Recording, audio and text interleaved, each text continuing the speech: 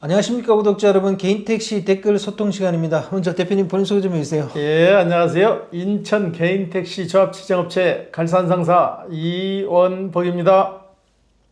네, 대표님 들어오는데 간판 바꾸셨던데요? 예, 이번에 투자 좀 했습니다. 우리 구독자 여러분들이 저희 사무실 찾아오는데 저희 사무실이 두 곳이거든요. 네.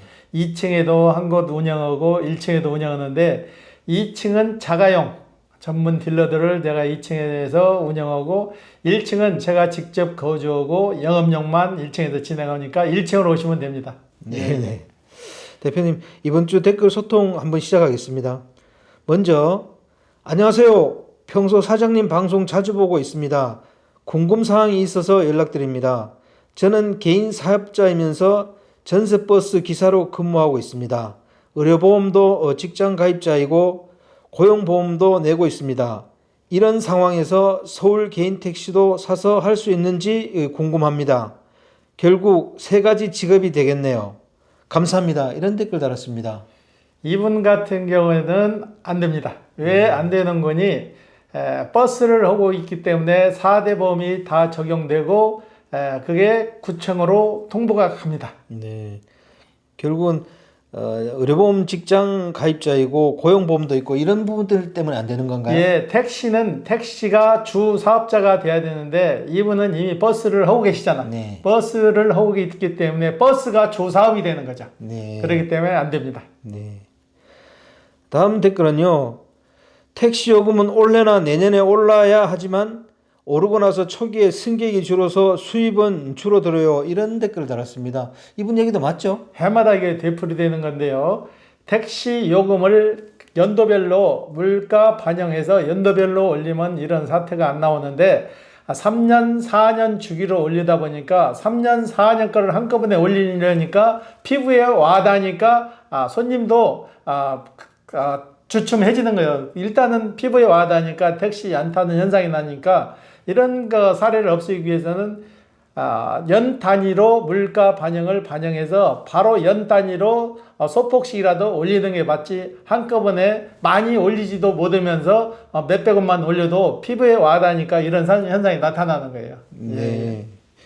이 원활하게 이렇게 되려 그러면 매년 조금씩 올려주는 게 좋은데 그죠? 그렇죠. 매년씩 조금씩 올라야 피부에도 와닿지 않고 승객분들도 피부에 와닿지 않으니까 택시를 꾸준히 이용하는데 한꺼번에 몇백 원을 올리게 되면은 금액이 커지니까 피부에 와닿는다고. 그래서 1년 단위로 물가 반영폭을 상승해서 바로바로 올리는 게 맞는 거죠. 네. 예.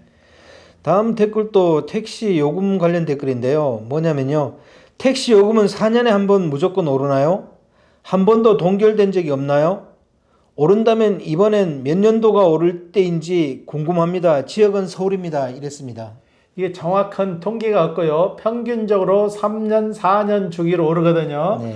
오르는데 이건 평균 데이터가 없어요. 그때 봐가지고 물가가 너무 심하게 올랐다 했을 때 그거 비례해가지고 물가 심의위원회를 열어가지고 택시 요금을 조정하기 때문에 정해진 연도가 딱히 없습니다. 네.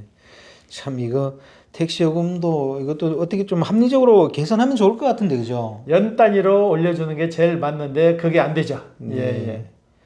다음 댓글은요.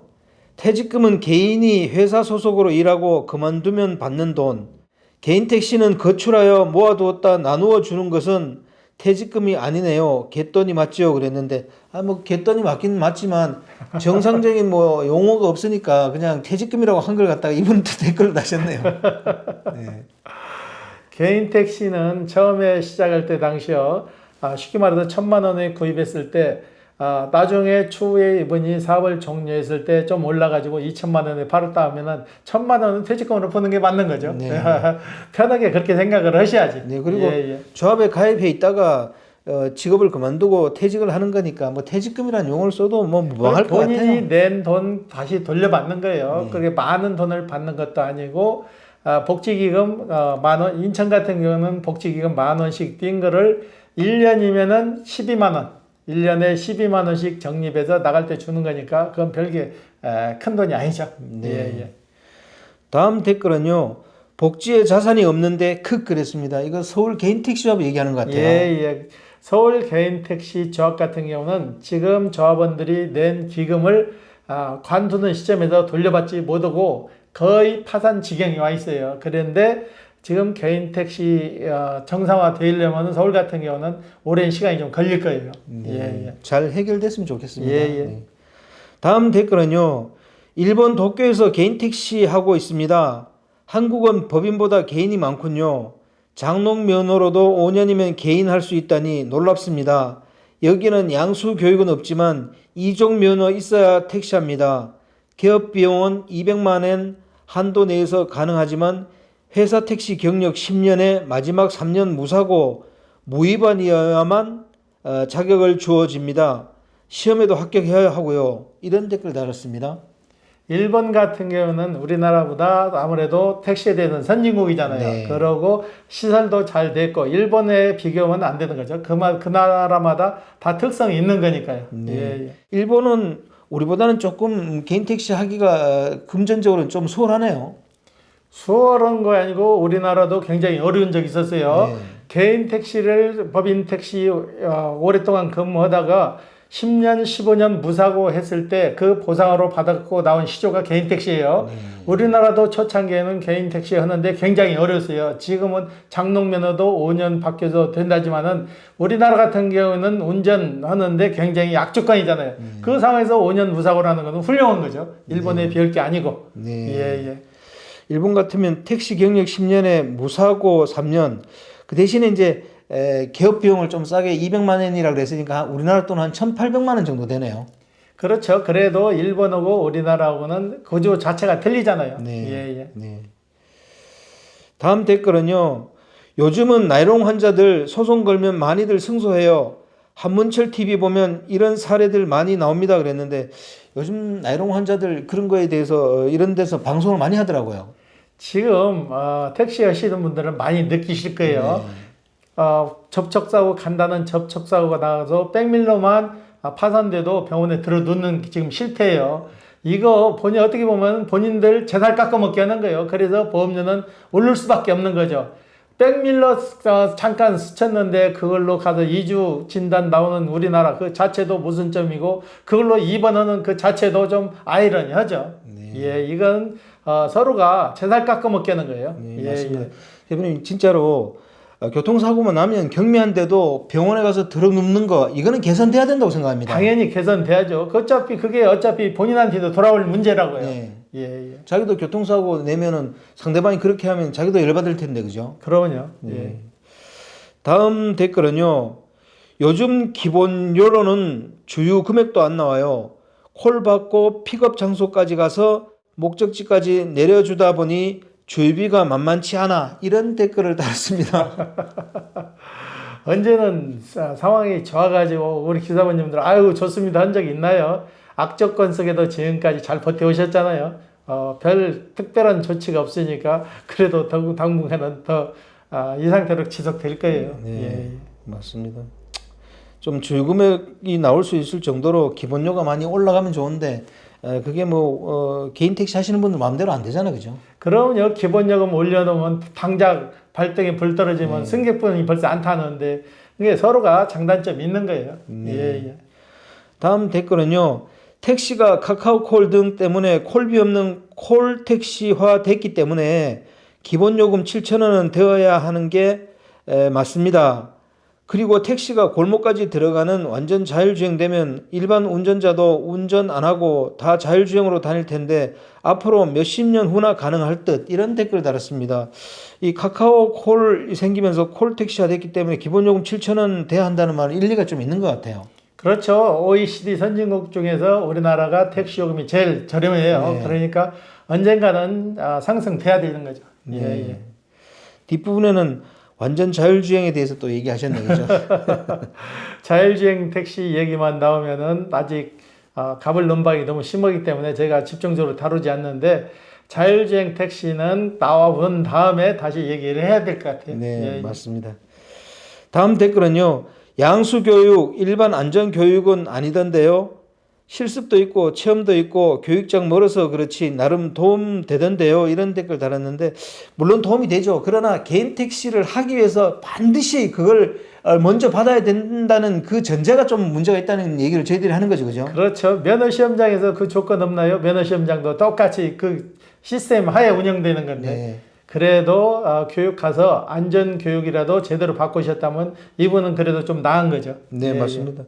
교육은 다 도움이 되거든요. 단 저희들이 계속 얘기하는 거는 그 교육을 좀 확장해서 빨리 많은 사람들이 받게 해주라는 거죠. 그죠? 그렇죠. 지금 교육 못 받는 사람들은 완전 희망 고문이잖아요. 네. 한 번 못 받으면 3개월, 또 한 번 못 받으면 1년에 4번밖에 실시를 안 하는데 4번 다 당첨이 안 되면 1년이 훌쩍 가잖아요. 아무리 좋은 교육이라도 7, 8번 떨어지는 사람이 있잖아요. 그럼 2년을 보내야 되는데 그 2년이라는 시간을 그 교육하고 맞바꿀 수 있는 건 아니라고 봐요. 그러면요, 개인 택시 하나 사자고 2년씩 교육에 매달린다는 거, 그 얼마나 힘든 일이게요. 네. 다음 댓글은요. 45년 전 중국집 짜장면 500원 할 때 600원 했으니 짜장면 한 그릇 값은 되어야 하겠지요. 이런 댓글 달았는데 지금 짜장면이 한 8,000원 정도 하는 걸로 알고 있는데요. 거의 그 정도 되죠. 네. 저희도 면을 저희는 거의 안 먹어서 정확한 가격 모르는데 네. 거의 7, 8천 원 할 거예요. 네, 예. 맞습니다. 그렇게 하고 짬뽕도 10,000원 정도 하는 것 같더라고요. 지금 커피도 그러잖아요. 커피 전문점 가면 4,500원, 5,000원 받잖아요. 네. 예, 예. 네.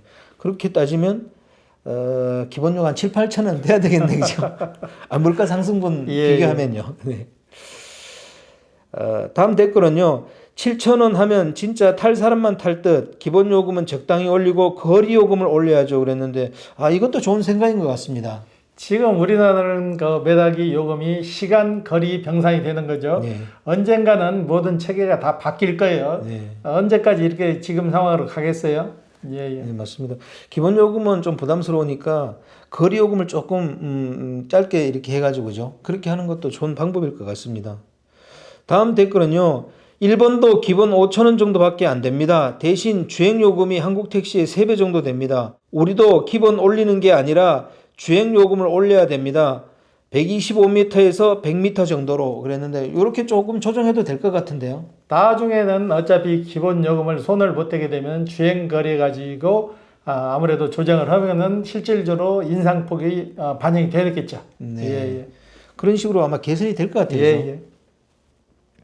다음 댓글은요.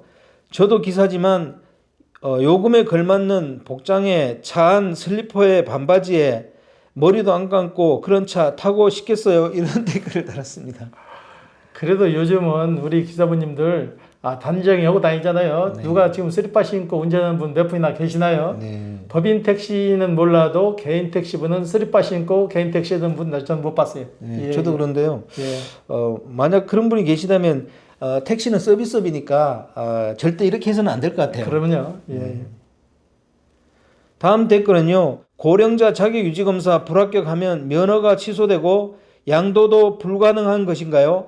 그러면 재산상 손해가 막심할 텐데 어떻게 처리되는지 궁금합니다. 이런 댓글 달았습니다. 거기에 대해서 상세히 설명 좀 해주세요. 고령자 자격 유지 검사에서 불합격을 맞았더라도 다시 재검사 받을 수 있는 기회를 드리고요.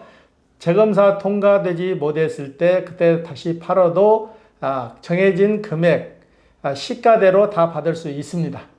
네. 이런 거 잘 모르시는 분들이 있던데 이건 왜 그래요? 아직 홍보가 그게 부족한 거죠. 고령자 자격 유지 검사 떨어졌다고 해도 바로 택시 파는 게 아니에요. 다시 응시해서 다시 합격하게 되면 다시 할 수 있는 거고 불합격되면은 계속 자격 유지 검사 볼 수 있어요. 그 대신 자격 유지 검사 통과할 때까지는 택시를 운영을 못 하는 거죠. 고령자 자격 유지 검사 통과 못 하게 되면은 최종적으로 팔 수 있습니다. 예. 네. 걱정할 필요는 없네요. 예. 다음 댓글은요. 7,000원 되면 넘버값 5억 될 듯 그랬는데 기본료 7,000원 된다고 넘버값이 5억 되겠습니까? 대표님 어떻게 생각하세요? 기본요금 7,000원 돼도 뭐 이분은 웃자고 하는 네, 얘기죠. 웃자고 하는 얘기죠. 예. 그렇게 큰 금액은 오르지 않을 거예요. 네. 예. 기본요금이 7,000원 되면 넘버 시세는 조금은 상승할 가능성이 있죠. 넘버도 조금 상승하고 우리 기사분님들 좀 수익에는 좀 달라지겠죠. 네. 예. 곧 뭐 이런 시대가 오겠죠. 뭐 물가가 곧 오르니까. 그런 날이 오기를 저희도 기다립니다. 네. 예. 오늘 인터뷰 감사드립니다. 예. 네, 구독자 여러분, 여기서 개인 택시 댓글 소통 시간 마치겠습니다. 안녕히 계십시오. 호호 아지였습니다.